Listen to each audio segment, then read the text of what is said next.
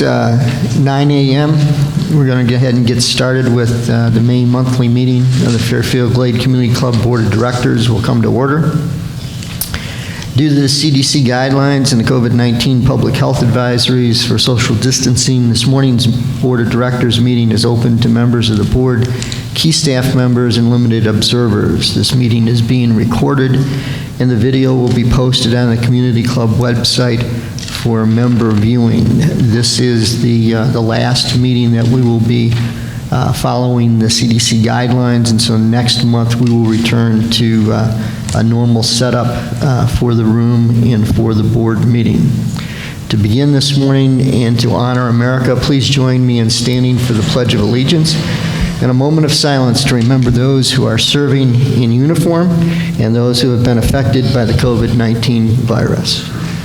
I pledge allegiance to the flag of the United States of America and to the republic for which it stands, one nation, under God, indivisible, with liberty and justice for all.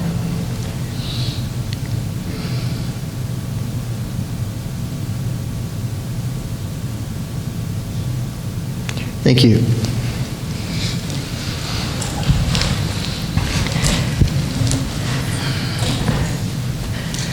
Pat, would you please call the roll of the board members? Here. Here. Mr. Kaplan. Mr. Jones. Here. Mrs. Miller. Here. Mrs. Stoller. Here. Mr. Whitmore. Here. Mr. Chairman, we have 6 board members present, therefore there is. Thank you, Pat. May I have a motion to approve the minutes of the prior board meeting held on April 22nd, 2021? I so move. Is there a second? Second. Is there any discussion? All those in favor say aye. Aye. All those opposed? The minutes from the April 22nd, 2021 board meeting are approved. This morning, Mayor Foster is traveling, and I don't see Colleen or Joe in the audience, so we will move directly to the May comments from across the board. As we continue our coronavirus journey on a path back to business as usual, we will be both deliberate and cautious. As we move forward, it is important to remain vigilant, even if you have been vaccinated. While we encourage everyone to be vaccinated, not everyone will choose to do so, and not everyone you encounter will be vaccinated. Remember, using any of our club facilities is your personal choice, and only you can gauge how comfortable you feel in doing so. The most reliable source of information affecting your personal health is your primary care physician or your health care provider. On Monday, May 31st, we will celebrate Memorial Day.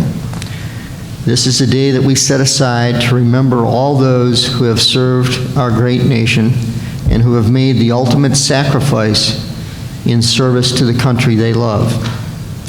They each paid the ultimate price to protect the freedoms each of us enjoy today as American citizens.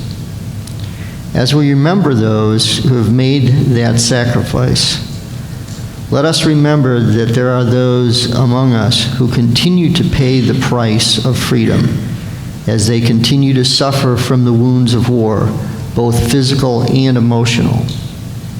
We also salute the families of our warriors, who in their own ways also serve our nation by supporting our veterans while they are away and as they return to civilian life. On behalf of a grateful community, we salute your service and honor your sacrifices.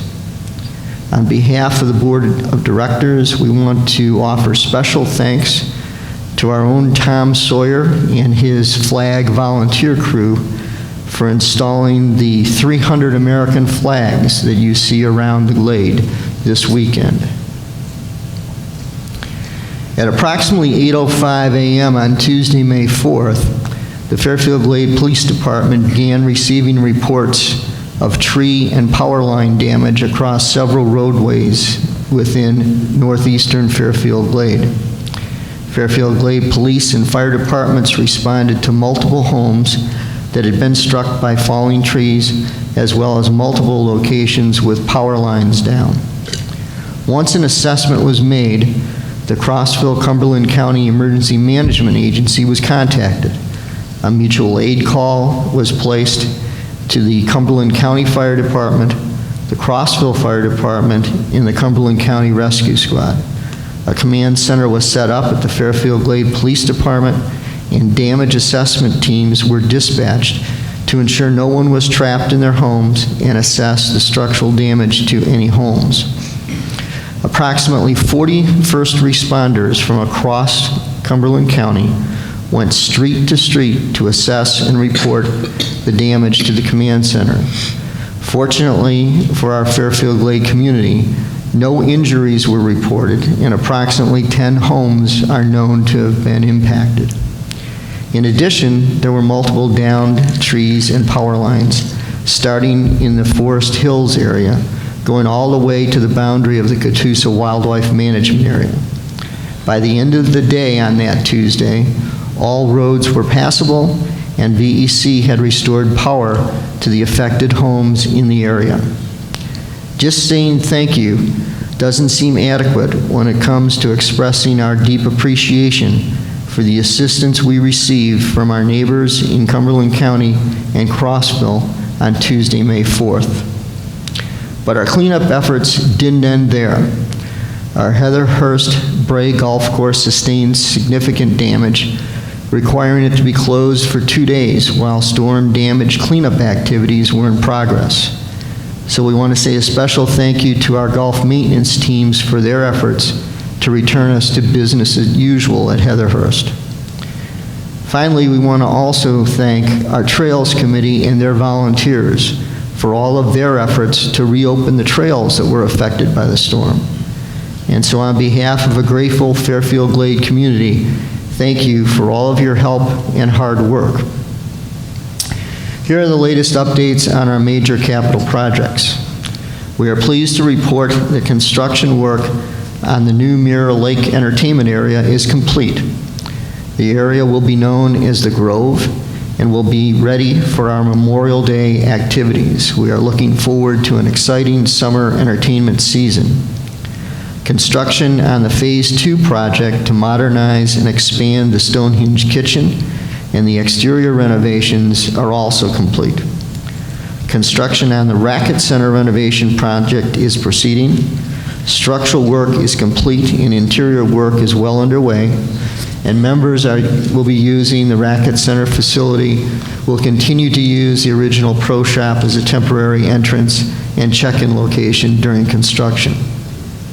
Construction on the new parking lots at Robin Hood Park are also complete, as is the installation of the new metal roofs on the existing structures.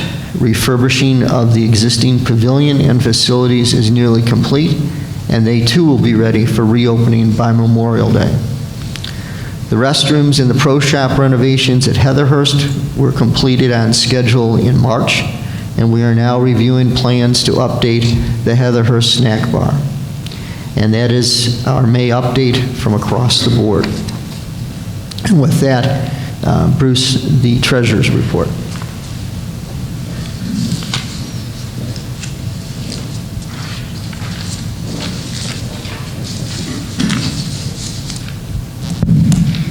Good morning. Referencing the handout that you have, I'll remind you that the numbers in parentheses next to the dollars match up with the numbers on the charts that are attached, just for your reference.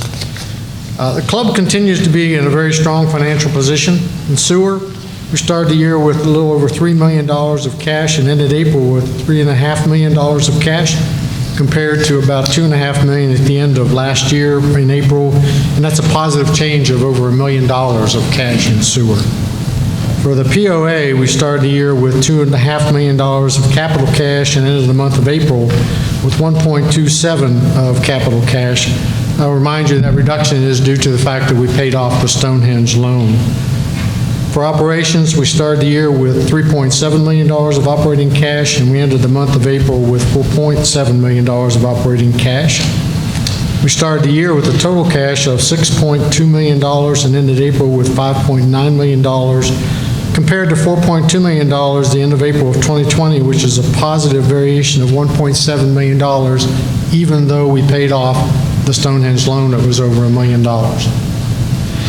I ask you to note that there are two additional outline items at the bottom of the balance sheet. The first one is titled Debt Service Reserve. What we're doing there is we are keeping track of the debt service that we paid to pay off the Stonehenge loan. We will continue to accumulate those dollars in that reserve line, and when we, if and when we borrow additional monies, we will use that to either pay that down so that we borrow less money, or we will use that money to help pay the debt service on any future loan. The second line that you'll see is called Marina Holdings. That line is reflective of the $120 increase in slip fees that we have at the marina, and we're keeping track of that so that as we do the marina projects that we are putting together, we will use those funds to help support those projects at the marinas. On to the cash flow sheet. Sewer continues with strong results and a positive budget variation of over $140,000, driven by higher than expected fees, tap fees, and reduced grinder pump maintenance and overall maintenance, materials, and wages cost reduction. So getting more revenue from additional houses being built and saving money with our maintenance as well. POA net operations has a positive variation to budget of over $368,000. The major contributors of the positive variation were higher than expected assessment revenues. We continue to try to recover as much bad debt as we can. And then a community maintenance positive variation of $147,000. And Sam, I'm keeping track of that so that you're in good shape. And then contractor services and maintenance. And amenities were positive, over $115,000 to budget. That's mainly driven by a positive variation from the marinas of $68,000 due to increased revenues from the slip fees and pontoon boat rentals, and reduced costs as wages, benefits, and operating expenses. In addition, golf is positive over $30,000 and driven mostly by the fact that we're 4,158 rounds above budget. So that's always a good thing. Overall, POA and amenity revenues operations is favorable by over $483,000 to budget, continuing the good performance from the first quarter. Anybody have any questions? Pat? Final debt being paid off next year, this fiscal year? In April of next year. And then that's it. We do that, we'll be debt-free, and then we'll be looking at, as we plan the next year's out, what, if any, debt we have to have, but we'll first time debt-free since 2006, I think, something like that. Yeah. Great. Any other questions? My email is on there. Please, if you have questions, specific questions, need some more definition, need some more detail, don't hesitate to email me. I will respond as soon as possible. Thank you. Thanks, Bruce. Next on the agenda is the General Manager's report. Bob? Okay, thank you. Community improvements, we have sent our chip and seal road list to the county for them to take action this year. So Sam will be getting together with them and staying on top of them to get as many of those roads done as possible in this calendar year. Additionally, we're getting quotes from our paving company to do the asphalt paving in Fairfield Glade, and that's part of our budget. So the chip and seal is taken care of by the county, and then we pick up the paving of roads. So that's in process. Then we've renovated the mini golf area, so I would encourage y'all to get out and use it this weekend, and especially if you have grandkids in town, should be a fun event. So it's reopening tomorrow. And then we've really been focusing on updating the landscaping, painting signs, and trying to get everything looking as nice as possible as we go into the Memorial Day weekend, which is really our unofficial open to our busy season. Although Jeff would say he's been busy since April, so which is true. Speaking of that, year-to-date golf rounds through last month were about 28,000, and that's 4,100 more than budget. The average rounds per course per day open were 99 compared to 70 last year. The 70 is really as a result of being shut down for a month due to COVID. And they put out an email, but effective May 28th, that's tomorrow, we're going back to normal operations for most facilities. We have a few areas that still need some improvements done for various reasons. And then we're also expanding the hours of Stonehenge Grill from 7:30 a.m. to 8:30 p.m. effective tomorrow. That's all I have. Okay, thanks, Bob. Barb, the resort report. Good morning. We're glad to see our Wyndham timeshare visitors back. They were closed until June 1st of last year, but month to date so far, 4,500, and year to date, 17,763 Wyndham visitors. Conference Center, they have contributed $5,000 for the Conference Center, which is 10% of like revenue. The Racket Sports, 4,700, which is 7%. Dartmoor is 11,000. St. George, 4,400. Golf is 135,500, which is 10%. Food, 30,300, for a total of 191,201, which is 10% of like revenue. Thank you. Thanks, Barb. The Architectural Control Committee report, Sam? Yes, sir. The Architectural Controls report through the month of April. Miscellaneous approvals, which are changes to existing houses, through April of 2021 is 564. That compares to 544 last year. New homes approved through April of 2021 is 44, compared to last year's number of 28. So the new homes are being built at a rate greater than last year. Any questions on that? Thank you. Thank you, Sam. There is no unfinished business on the agenda this morning, and under new business, we have some purchase requisitions that we're going to discuss. The first one is the Beechwood Drive Lane Sewer Extension.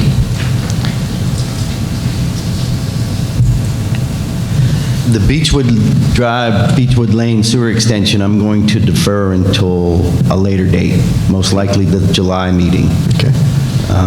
I'll represent it for approval in July. Okay.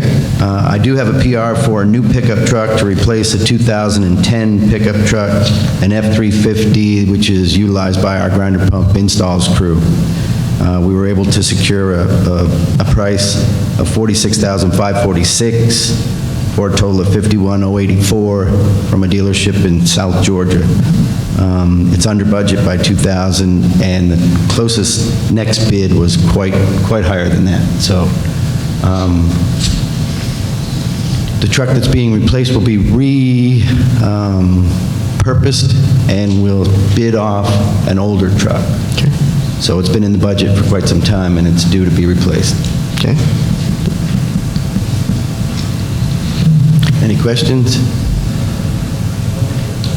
No, we're good. John, let's make a statement about the sewer extension. The Beechwood Drive and Lane Sewer Extension, I make a motion that you defer to notify the property owners that we plan to run sewer on Beechwood Drive, Beechwood Lane, and Hall Circle. Okay, is there a second to that motion? I'll second that. Okay. Is there any discussion? All in favor, say aye. Aye. All those opposed? Okay, that sewer extension is deferred. The Ford pickup truck with the utility bed in the amount of $51,084. Do I have a motion to approve that, Peter? Yeah, Mr. President, I've got a couple comments about that before I make that motion. A few weeks ago, I received a phone call from Denise stating that Bruce had gone out and beaten the woods down to find the best deal he could find on the truck, because all the deals he was finding was more than he had in the budget to spend. And he spent a lot of time doing that and found a dealer, and the dealer said, yeah, I can give you that price, but I can't hold it for you. So Denise asked if I was okay with her signing a letter of commitment so Bruce could commit us to doing that so that we could wait and get this approved today. And I just want to say, Bruce, I really appreciate your deliberance about that and staying within your budget. I do. Thank you. Thank you. So with that, I will make a motion that we approve the PR. Okay, is there a second? Second. Okay, is there any discussion? All those in favor say aye. Aye. Opposed? The PR for $51,084 is approved. Thank you. Thank you, Bruce. Yesterday, let me make another comment. Yesterday, as we went through Bruce's report, of particular note is that we are seeing significant savings in the management of the grinder pump repairs. And also, for the first time in a long time, we looked at a spreadsheet that shows that we had no overflows for a 12-month period. And I don't think we've done that in a very long time. So congratulations to you and your team for managing that. With that, we'll do the FGRS update. Pat?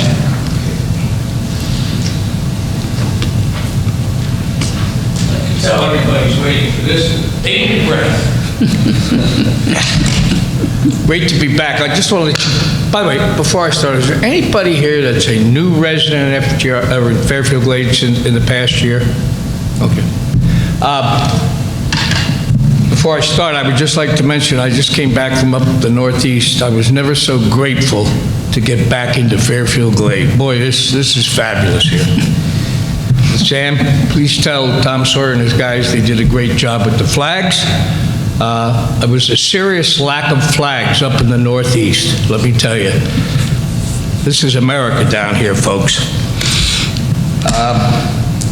FGRS, all our programs are back up and running smoothly, with the exception of home-delivered meals, and hopefully we will be meeting with Brandon Newman very soon up at GSS as to when that kitchen will be back online to service us. They are looking at opening up the dining room up in GSS very shortly. Friday, June the 18th, I want to get a little plug in here, right here at the center, at 7 o'clock, Don Hazel will give a presentation on the 25 most fascinating animals in your own backyard. Most of you have seen Don's articles in the paper. They're wonderful, and he's a great speaker. And more importantly, this is a fundraiser for FGRS, so we will be out badgering you. And I know where some of you live, so if you don't buy a ticket, it could be problems. So anyway, just kidding. We would like you to support it. I believe we're going to have 150 people here. That's the maximum. And this program should be of real interest to our residents. Well, in closing, I just want to throw out a little pearl of wisdom, and it applies to all of us. Remember, growing older is mandatory. Growing up is optional. We make a living by what we get. We make a life by what we give. And that's really part of the program at FGRS, helping our neighbors. Thank you. Thank you, Pat. Okay, at this time, we will take comments from the floor from Fairfield Glade residents, and we would ask you to move to the podium, state your name